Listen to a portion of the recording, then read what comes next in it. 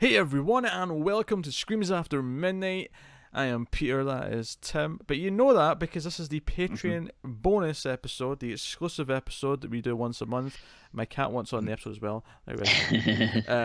So yeah, this is the bonus episode at the $1 tier. And for this month's episode, we are looking at a 1990 film called Demon Wind.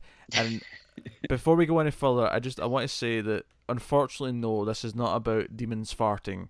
I want to make that clear. Unfortunately. Because I thought it might be. When Tim said, let's do Demon Wind, I says, is it about farting?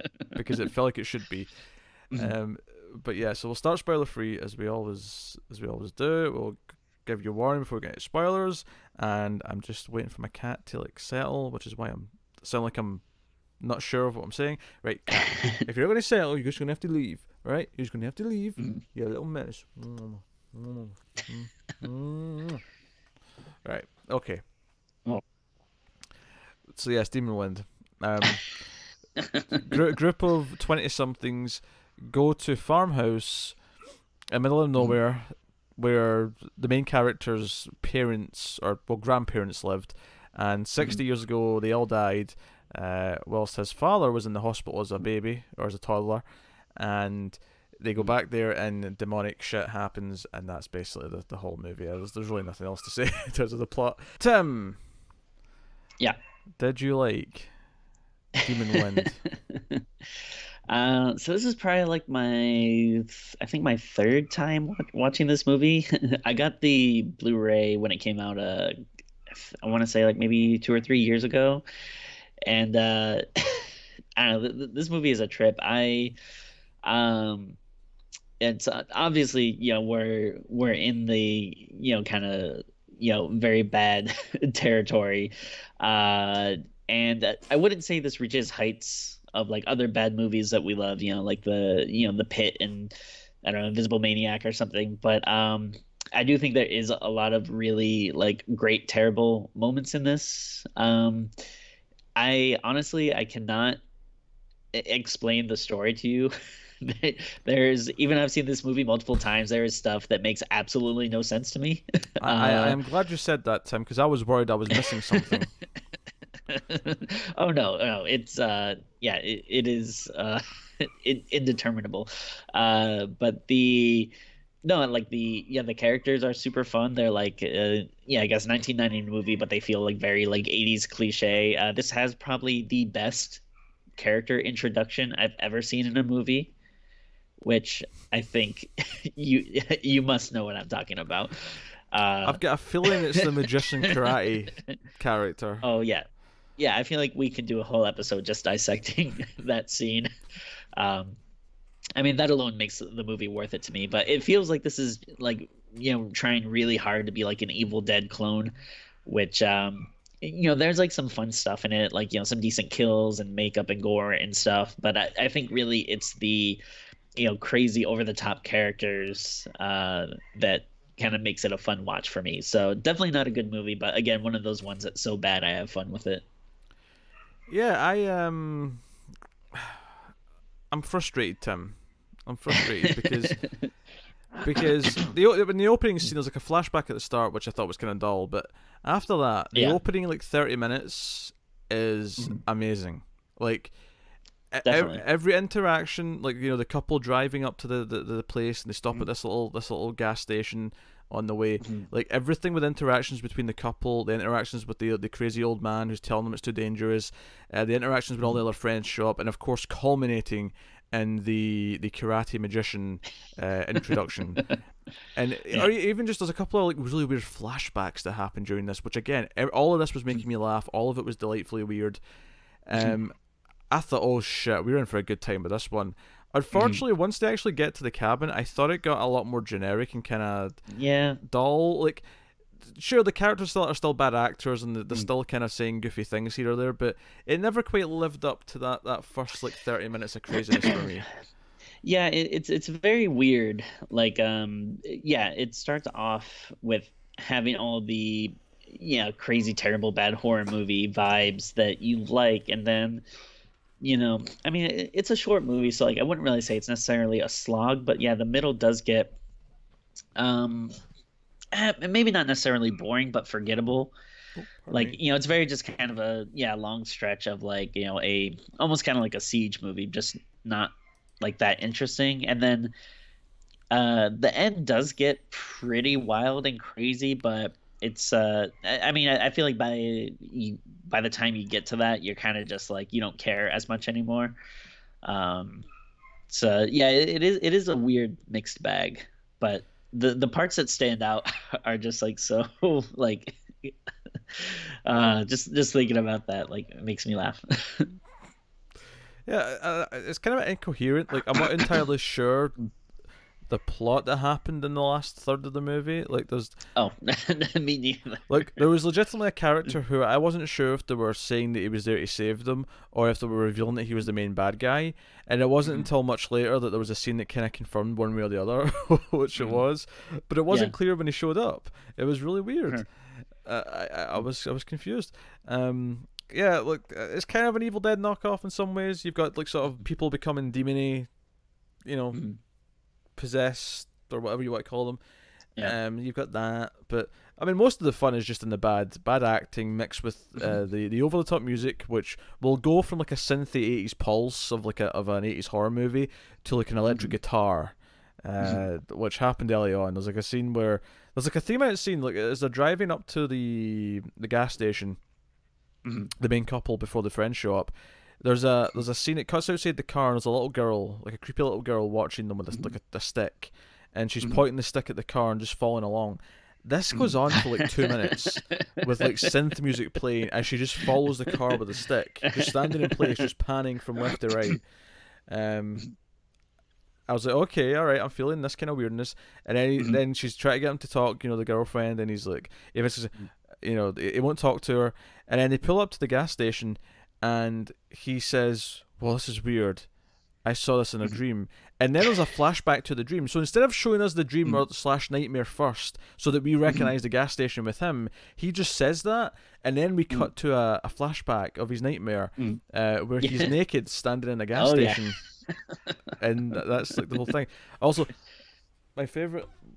Oh, the cat's making noise. My favorite line of dialogue, possibly in the whole movie, is right at the start when they're in the car and they're driving along. He's driving and she's trying to get him to talk because he's not been opening up, and she's like, "Hey, what are you thinking about?" And he says, "I'm thinking about driving." His delivery of that line just cracked me up. I'm just thinking about driving. That's all I'm thinking about. I can't drive and talk about other things at the same time. Are you kidding me? Do you want us to die? Do you want us to die, woman? Oh yeah, it's definitely especially like this kind of beginning part before the horror stuff really kicks in. There's a lot of dialogue and stuff that's just like the sign of like a quality bad movie where people are saying stuff and you're just like, humans don't talk like this. Like this isn't a thing that people say. Yeah, when they get to the gas station, and I guess I'll just give the spoiler warning because I just want to talk about scenes. Like, there's nothing. Yeah, it's kind of hard. Yeah, so I mean, yeah. Before we go into that, I would say it's yeah. If you like these kind of movies like we do that are, I don't really know what the best way to call them is. I kind of don't like saying like the so bad it's good, but I don't really know a better way to describe them. But if you do like that kind of cheesiness, I think this is a good one to watch, but definitely you don't expect like the best of the best. If you're kind of tired of the main ones that you've seen a million times, I think this is worth seeking out. But yeah, just do know it does falter a bit here and there. Yeah.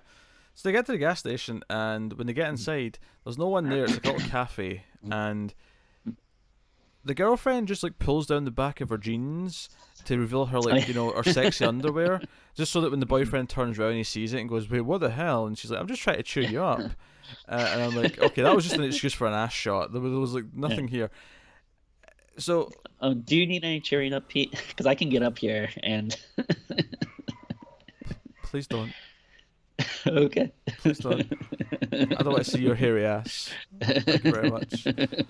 No, but here's the thing, right? So the other friends show up, and there's actually like so many friends because there's a lot of like, characters. Because four show up together, right? And in this four, we get the sort of blonde douchebag who comes in and kisses the main guy's girlfriend in the lips and says something like, "Oh, you look good enough to eat," and then turns around and to his actual girlfriend, who's standing in the room as well. All four of them are standing in the room when this happens. It's just like accepted that this is how he behaves. Yeah.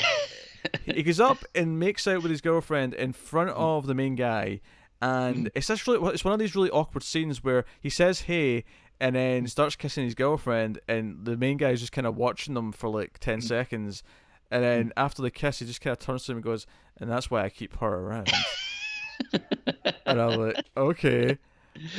This man's a charming individual. This is what we call a feminist.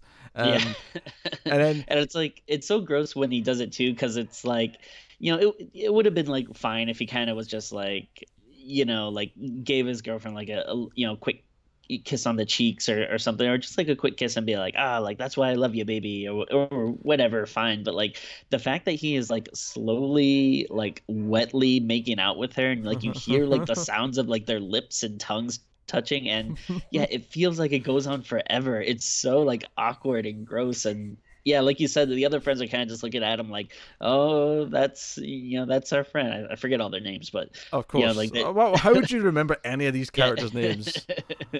But like the way they just look at him like, "Oh, that's him." I'd be like, "No, this is like awkward." So of course, this is how Tim and his wife are going to introduce themselves to like everyone now. This is, of course. This is where you come out of the room. That's why I keep her around. Yeah.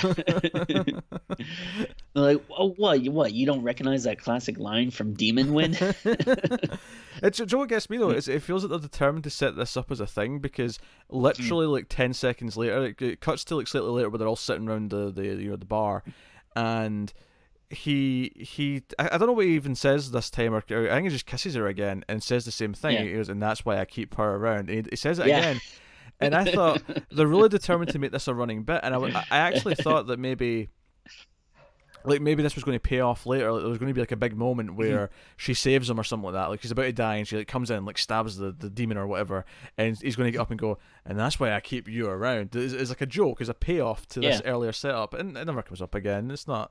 No, that would. I mean, that would be perfect. But I feel like that would have required more forethought, because it kind of feels like they're just making up this movie as they go. It kind of does. And here's the other thing that pisses me off about these lines is so we have like 6 characters total. We have the main couple, and then 2 other couples showed up, right? And we've really spoken about the other couple in the pair because like they're very forgettable. The dude wears glasses. The woman has like a sort of big perm. That's about it. That's all we've got.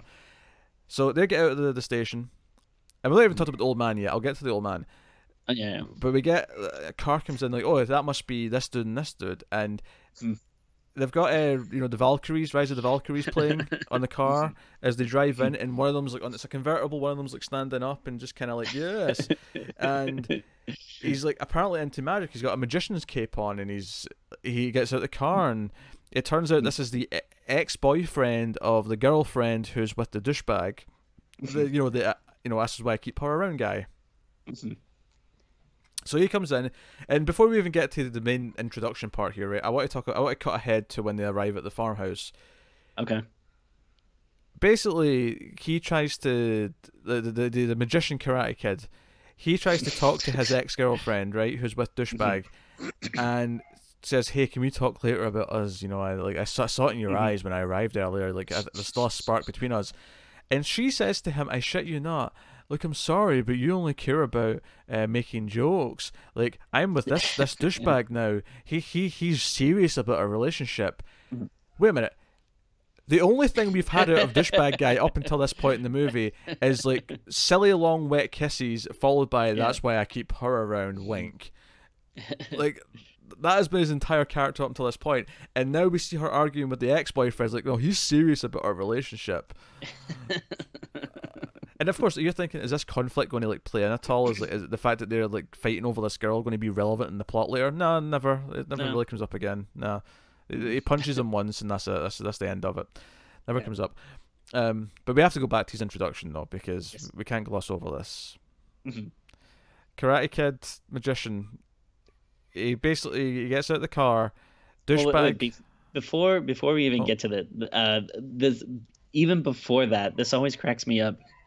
He makes some flowers appear, Mm, and he has this line which is like so blatantly 80 yard, like it, because it sounds like so out of sync. And yeah, he says something like, like every princess deserves flowers, and then he throws some flowers at her, but it's just so funny, like the way it sounds. And then of course, she catches it and is like, oh, and then the douchebag guy's like, whoa, what?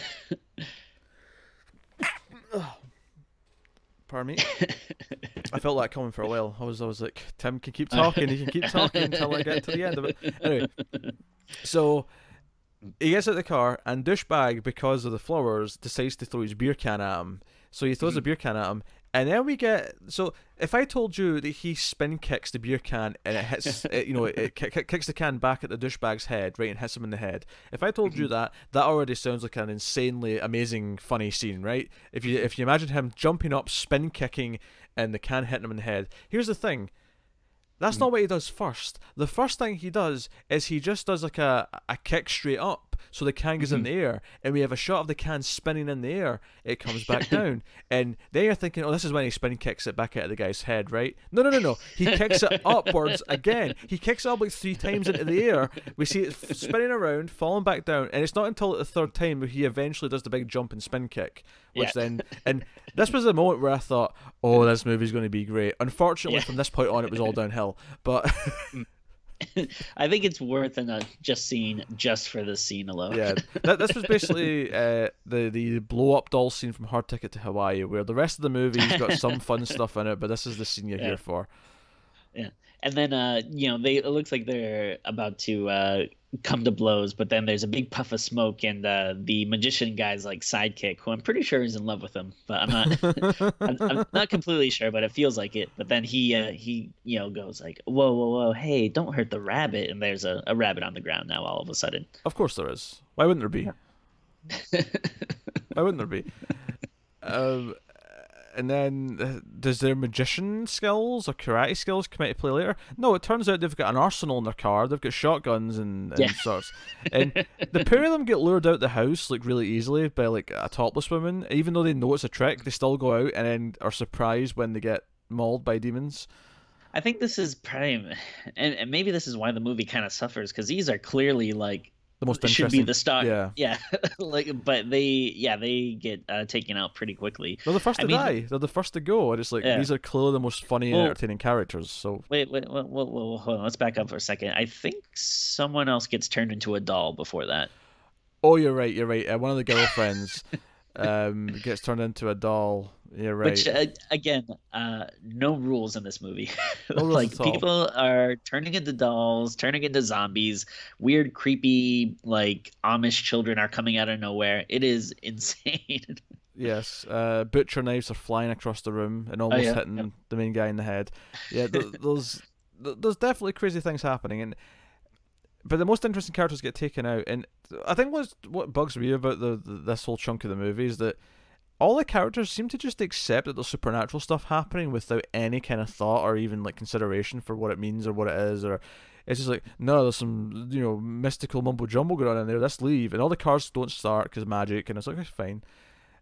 But that's kind of the movie. But we have to go back. We have to talk about the old guy. Oh yeah. Because so the guy who owns this gas station, every time he's asked about like, oh, where's the Jacobson place or whatever it's called, he's like, that doesn't exist. That does not exist. Go home.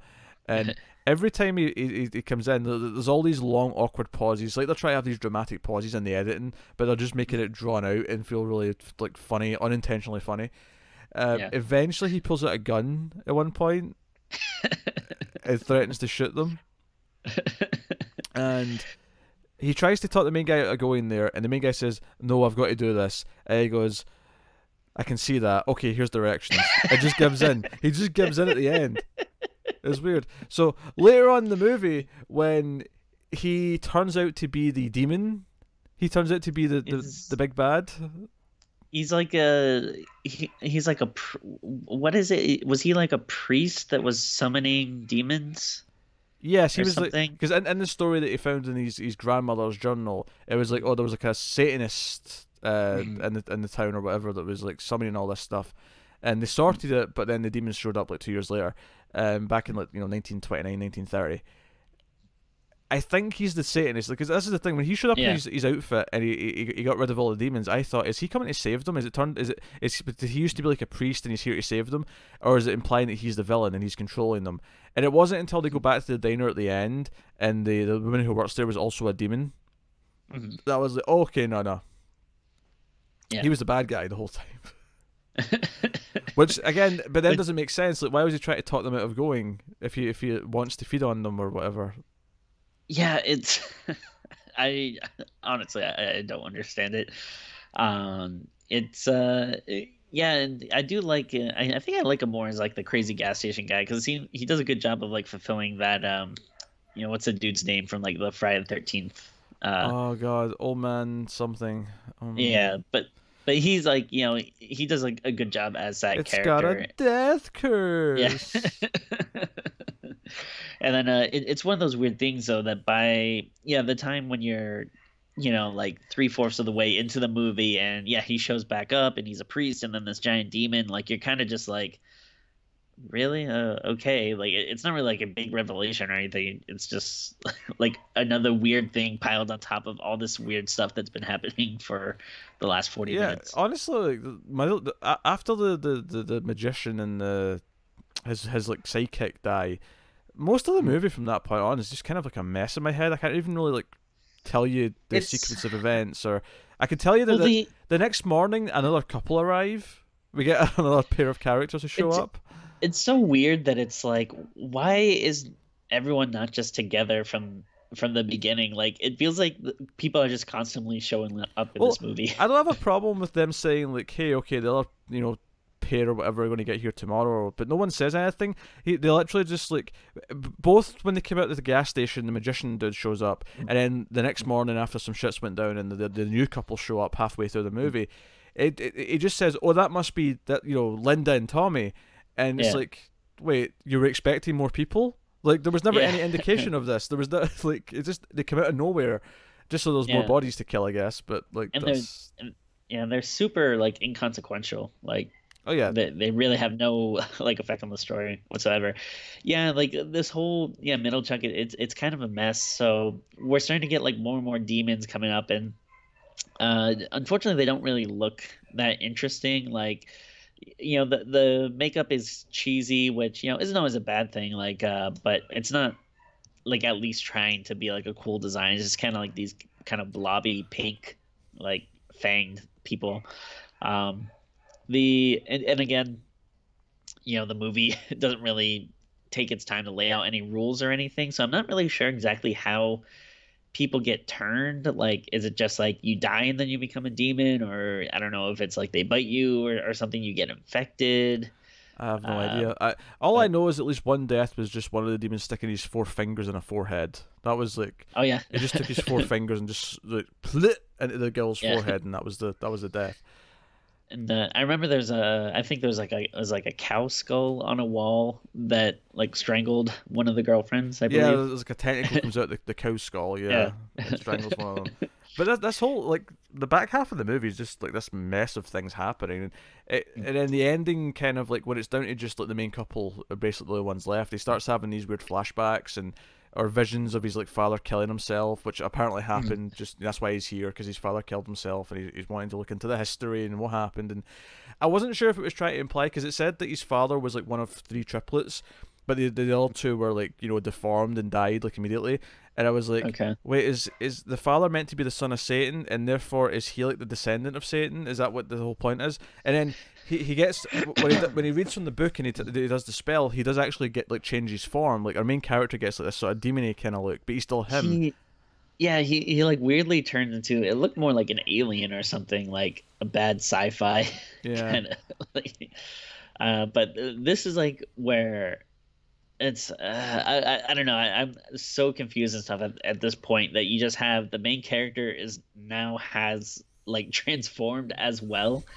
And I mean at this point it could be kind of cool if he you have him like kind of powered up and then fighting the big bad demon or whatever. But and again, I'm sure it's a budget thing, but their fight really isn't that interesting. Yeah. I mean, I would forgive that if I understood what was happening, and if I Yeah. understood like why he now looks like an alien or demon or whatever, and like Yeah. is he a good demon? Is he like half human, half demon, or what's going on here? And yeah, they basically just kind of win, they leave, and Yeah. There's a kind of pointless fake out where he wakes up from a dream and you're kind of like all his friends are alive again and you're like, oh wait, was all this bullshit just a dream? But then they're very quickly like, no, it's real. yeah, because it wakes up as if it's just they just arrived at the house, and like, oh, none of this any of this happened. This was all in his head. And that's not the only fake out though. Dream wise, the douchebag at one point, you know, because I was glad this turned out to be a dream because I was going to really question because he's basically trying to like start sex with his girlfriend, but this is after someone's already been killed. And I'm like, yeah, because this is the time for this. Yeah, she's in the mood right now. She's crying her eyes out because her friend's been turned into a doll, and now you think's the time to try and stick your dick in there. Well, that's why he keeps her around. That's why he keeps her around. Yeah. Luckily though, she turns into a demon. Then he wakes up, and it's just it's a nightmare. I was like, okay, fair enough. Okay, it wasn't real. That's fair. Because I was like, this guy really is a douchebag if he's going here now. But it's. Yeah, back half of the movie's a mess, and then it just kind of ends with them coming to the diner. They kill the woman who's there, who's a demon, and then it ends with the little girl again pointing as they leave. But this time she's a demon little girl, and I was confused by this as well. I thought the girls were supposed to be the victims of the Satanist who like sacrificed them or whatever, like a couple of years before the death of his grandparents. But then I'm like, why are they demons now? Why are they evil spirit? I assumed they were going to be good spirits to help them because they were the victims of what happened. But that's logic that this movie's just not interested in, apparently. I'm gonna have to assume no one asked any questions like making this movie. Like at no point I don't think anyone was ever like, hey, should we maybe think about this story real quick? Like, nope, we got one more day to shoot. Let's just get it done. I'm fairly certain that the actors never even asked for directions. They just kind of read the script and just went for it. They didn't ask for any help. Didn't ask for the director to like, what is my motivation in this scene? What is my character learning in this scene? No. Just yeah. I don't know, Timmy. I don't know. Yeah, it's it's a shame because like even if story wise, if it's crazy and not making any sense. I can still go with it if you're having a little bit more fun with it and the characters are like the dumb characters are still there and acting really insane and goofy. But yeah, unfortunately we lose like a lot of the more interesting stuff and then it gets I think I was hoping for more flashbacks because one of my favorite moments early on was when it cut to that flashback after he mentioned that he had a dream. And it's like, oh, here's the dream now. Like, and it felt so weird and like shoehorned in, and like, again, it's kind of like what you said. It's almost like they were making it up as they were going along, even though that's not how movies work. Like the idea that says, oh, I had this dream. It's like, oh, we should probably shoot that dream and put it in. Yes, let's do that. Like, I was hoping for more of that as the movie went on, just like more insane things. And I think the problem is that it's still bad, obviously, after that first half hour, but. It's not insane enough. Like it's not doing weird enough. It's just it becomes more generic and just kind of copying movies and just it has the bad acting, but it's not having characters do anything too crazy. Yeah. I agree. I feel like this is definitely when I am going to end up revisiting like from time to time, just because I do feel like I want to get it down and try to form some logical narrative in my head. But that might be a fool's errand. I can't wait for the crossover movie, Gone with the Demon Wind. Oh, yeah. There you go. It'll be a classic. It'll be an Oscar contender. That one will be. No. Yeah. Oh, hey, Garrus, you. Oh. He wants on my chest. I know he's one. He wants what's on your chest. No, he wants to lie in my chest. Oh. That's what he does. Okay. Interesting.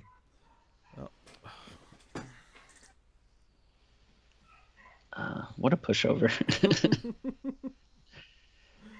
Feel free to give more thoughts on the movie, Tim. Yeah, I'm trying to think if there's any like major deaths or anything we haven't covered. I don't even remember how the douchey guy dies. Like, I don't know. Is it possible there's some people that just kind of they just end up like becoming demonized? Because I don't know. I feel like there's like deaths that I'm forgetting about. I think so. Yes. Yeah, I don't remember how he died either. Honestly, there's like so many characters. I don't remember how a lot of them died. Yeah, it's very strange. And then again, it's just like they're just throwing so much stuff out there, like the people just kind of showing up out of nowhere, people turning into dolls, things coming into life, and oh yeah, and I guess the demons must have some type of power to make things manifest because, like you said, with a magician and his sidekick, they basically just manifest this naked woman that lures them outside. Yeah, and at no other point in the movie is there any kind of like real human beings luring anyone again. Like that's the only scene that happens in. Yeah. And then I do think wait, correct me if I'm wrong, but the magician guy, I do believe he like does kick off a demon's head. He does like a spin kick and a head comes off. I think so, yeah. I think that's in the scene just before he dies. Which like yeah, I mean, I did like that it sucks that they died, but yeah, I did like that at least they were kind of taking some people out and being a little proactive at that point. And everyone else kind of feels like a little more like, all right, now you're just doing typical like people getting picked off one by one kind of thing. And somehow they have so much ammo because they're like shooting demons like left and right for ages. They're magicians. It's all, guns are usually a big part of the act. I meant after they died. Like their friends have got like so many. Right. Sorry. Yeah. Which I mean, if you're going to your, like, dead grandparents' country home, why wouldn't you just really load up on ammunition before you go? Just in case there's a situation. Yeah. Yeah. And then like, there's all this like demonic stuff, like there's like summoning stuff on the floor, and then like, even the beginning, which we didn't really touch upon, that has this kind of flashback that I guess must be one of the grandparents kind of, trying to keep a demon out, and there's kind of like all this like chanting and stuff. Like, I don't know, it feels like usually that kind of stuff is like my jam, but it's like it feels like a little too serious for this movie that you kind of just want to have like hokey fun with. Yeah, the opening actually would make me think of The Nun because of the door that had all the crosses and the symbols around it to try and keep the evil at bay. Of course, The Nun. Yeah, saying that Nun 2. I know. Valak's back, baby. Nun 2 back in the habit.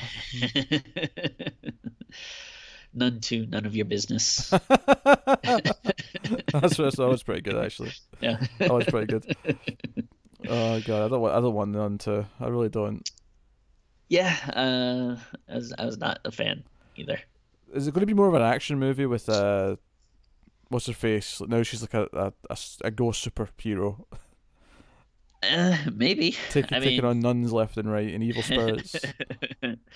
I mean, if they do try to lean into something a lot cheesier and maybe hokier, maybe you could have some fun with it. But yeah, the movie definitely was a little too self-serious for what they were trying to do. Yeah, I apologize to the video people where I've basically hidden behind my mic now because the cat decided to lie on my chest. But you do get some cat time. Hopefully for the audio people it sounds just the same. Oh yeah, of course. Good. Oh, and then he leaves that quickly. My nipple. My nipple. All right. I mean, is there anything else to say about the movie? I don't know if there is. I think we're. Not really. I think we're done. Yeah. Just gotta do ratings. Yeah, well, on you go then, Timmy. Rate it. Well, I mean, like, I'm not opposed to giving like a bad movie a high score when you can have like a lot of fun with it. Which I do have like a good amount of fun, but then like you said that there's a very noticeable dip once it kind of stops doing that. So, I think I'm gonna give it like a 4.5. Like it's just kind of below that, like like good line, which Yeah. the if it maintained the whole momentum of, yeah, like you said, that first 30 or so minutes, I think it could have been a much higher score, even though it still would have been a bad movie. But yeah, I think that's about where I land. Yeah. I think for me, it probably falls around there as well. It's probably like a 4. I can't. Mm. I want to, like, the first half hour made me think I was going to love it. It really did. Yeah. And it wasn't like an instant thing where as soon as it got to the house, it was like, because it wasn't like it was non-stop greatness before. It was like, it was Right. greatness every couple of minutes. I was like, okay, I'll just wait for the next part of greatness. But then it got to the point where I was like, wait, it's been half an hour now. And I've been bored, or I've been not that interested, or whatever. Yeah. So yeah, I can't give it to a higher rating. So 4 out of 10 for me. Who knows? But Maybe next month we'll have a winner on the bonus episode. To be fair to it, anything following Invisible Maniac was going to have a hard time. oh yeah, of course. um, but I mean, it's interesting. We've had two like kind of like bad, crazy movies. I don't know, not necessarily that like we have an agenda for these episodes, but yeah, I'll be interested to see, yeah, what we decide to do for next time. At what point do we just stop pretending that the bonus episodes are strictly horror movies and just start doing like I don't know, The Room and Like, Birdemic? Well, Birdemic's kind sure. of a horror movie. I think Birdemic Yeah. counts. Oh yeah, no, definitely I would put it up there. Although I think doesn't like the director call it something crazy like a romance movie or like something weird like that.